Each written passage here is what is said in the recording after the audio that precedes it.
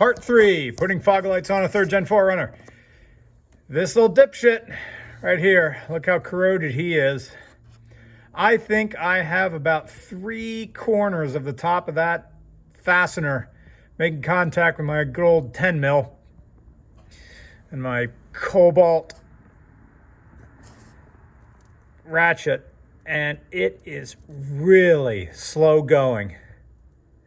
Look at all the crud that's coming out of that. Now these things have soaked in PB Blaster overnight,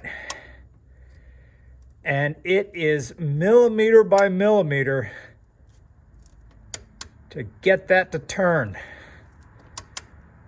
And I know that if I force this, I'm gonna round off the top of that, and I don't know if my extractor head, if there's enough left on that to get that out.